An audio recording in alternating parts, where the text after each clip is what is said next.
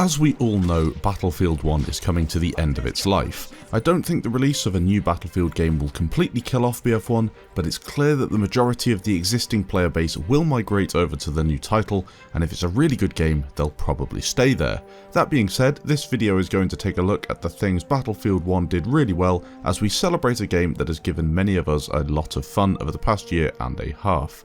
Believe it or not, I have actually had a fair amount of enjoyment from Battlefield 1, and although I think there are several issues with the game, DICE clearly nailed some aspects, and I hope to see that return in some shape or form in the next game. Probably the first thing that people noticed when logging into Battlefield 1 for the first time was the superb visual quality. We all know the Frostbite engine is an awesome engine for creating epic looking games that have almost photorealistic capabilities, but DICE took it to the next level with BF1. Maps such as Monte Grappa or Caporetto have beautiful looking vistas, they look absolutely superb, and one thing I would say is that Battlefield 1 looks even better than BF3 and BF4 did, so logically you would expect the next Battlefield game to look even better. I cannot personally wait for that. I think a game that looks even better than Battlefield 1 is hard to believe, but it will certainly be the case. In addition to the visuals, you have the sound. Just listen to the detail in this short clip.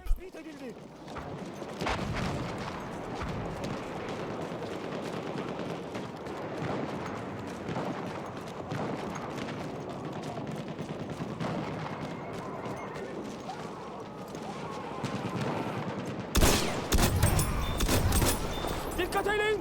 Düşman gözcüsü görüldü! Düşman gözcüsü!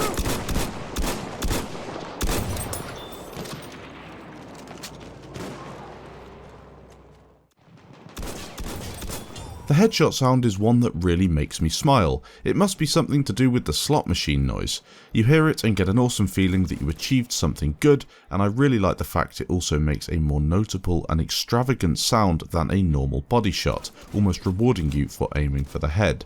The weapons sound pretty sweet as well.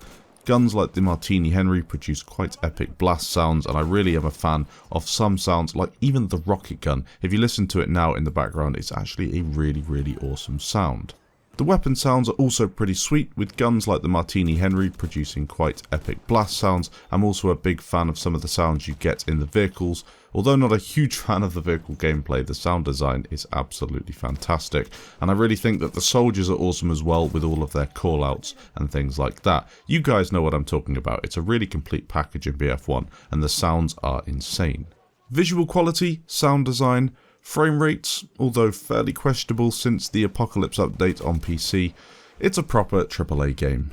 Compare it to some of the other AAA games out on the market today and you'll soon realise that BF1 is actually quite a polished product. The one thing I would say is that as the game has been updated, several bugs have crept in, and I really hope that DICE can iron them out before the next game. I think a lot are related to the actual Frostbite engine, so they have come over from BF3 to BF4 to BF1, although some new ones have appeared, like the invisible player bug.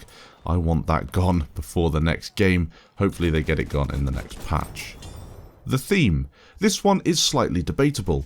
World War I is not easy to tie into an FPS game, especially when you are looking at a game that needs wide-scale battles over multiple locations, game modes and playstyles. You got vehicles, you got infantry, you've got engagement ranges all over the place. It's really complicated stuff.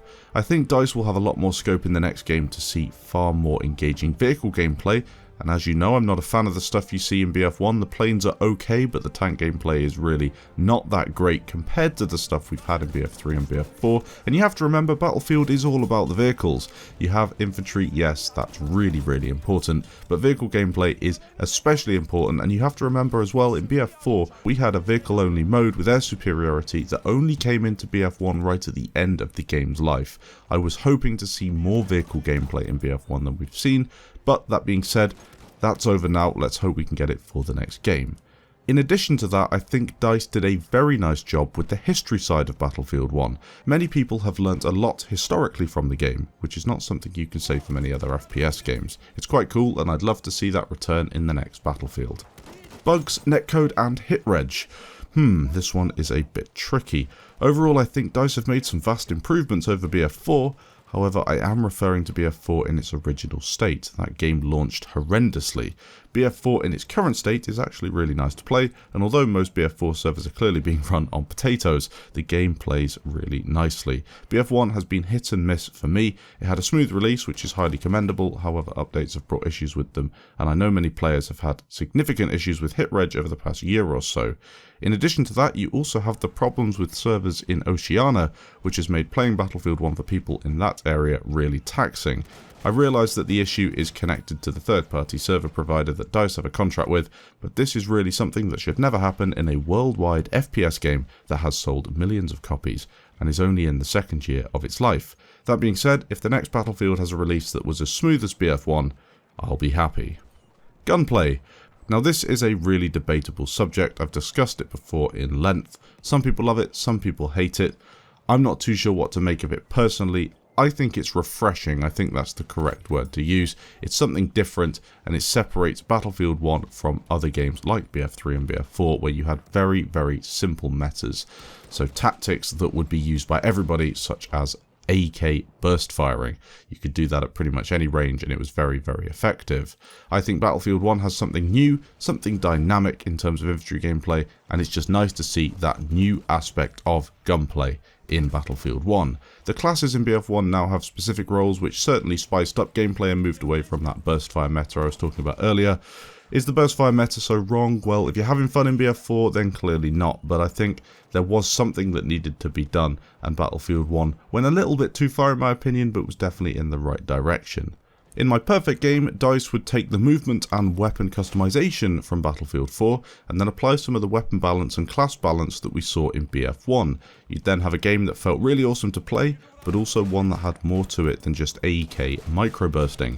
In terms of player movement in BF1, I can't really say too many positive things. I think the sliding mechanic was pretty cool, but the lack of movement and lack of momentum clearly caused a problem when it came to separating the worst and best players, although there are many other people out there that can discuss this in more detail than I can. I think Nickel was thinking of doing a video on it and looking at how the movement wasn't so great, but anyway, that's not something I can really talk about in too much depth. I don't have the experience or knowledge of it.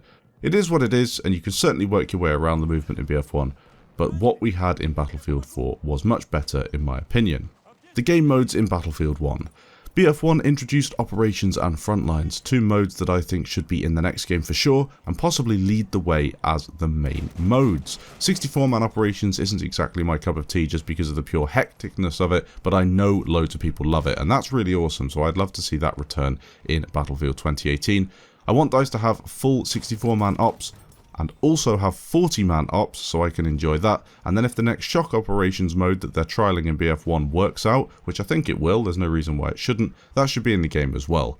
Frontlines is also fantastic. It's a brilliant little game mode, and if DICE were ever thinking about making Battlefield have a competitive scene, and I know they're working on incursions, but the less said about that, the better, I think, in my opinion.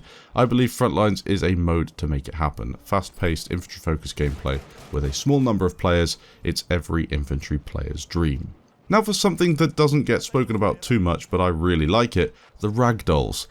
If you don't know what a ragdoll is, it's where a player dies or gets hit by an explosion and goes flying through the air. It was pretty cool in BF4, but it's even better in BF1. It's absolutely stunning in Battlefield 1. These were pretty fun in BF4, as I mentioned, but in BF1 it's at that new level. Headshots are also insanely cool, and explosions fire soldiers through the air as it would have been the case in real life, albeit without the gore. I think DICE got that spot on in BF1, and I really want to see it continue in the next Battlefield game. Next, let's have a peek at the details. You know what I'm talking about. YouTubers such as Teabag Gaming have made plenty of videos showcasing the vast amount of details and Easter eggs that have been on show in BF1, and I think it's something the game has done really well. Even the little things like the snow melting on the In the Name of the Tsar maps, or parts of the planes falling to pieces when you get shot at by small arms fire. It's fantastic, and really sets the game apart from previous Battlefield titles. I thought the battle pack system was really quite bad in BF1 at first, but the skins were in fact awesome. The sheer amount of weapon skins in the game is quite impressive, and I can't lie, some of them are so cool I wouldn't have actually minded paying a little extra to have them on my weapon. That's a contentious subject, I know, but I think that paying a little bit for cosmetics is not a bad thing in video games, assuming other things like the premium system and the maps are made free in the process. This is why I think DICE might go down that free premium route, but charge for skins and other visual customization in the future. We will have to wait and see. I'm a big fan of the visual work DICE do anyway, and having a huge amount of skins to choose from is exactly what I'm after. It would have been nice if the choice of not getting a duplicate skin, or maybe the chance to trade skins with friends in Battlefield 1 was there, but hey, it's a new system and I'm sure it will be improved for Battlefield 2018. Finally, I'd like to give a shout out to the soundtrack in Battlefield 1. I was a big fan of the Battlefield 3 and Battlefield 4 soundtracks, however proper orchestral compositions will always trump them in my opinion. Battlefield 1 really turned up the quality with the soundtrack, and I hope that trend continues in the next game. So that's it, my list of things BF1 did really well. I'm sure there are a few more things I've forgotten, but I think this gives a fair representation of the game. Do you agree, disagree, or have anything extra to add? Let me know in the comments down below, and as always, thanks for watching, and I'll catch you in the next video.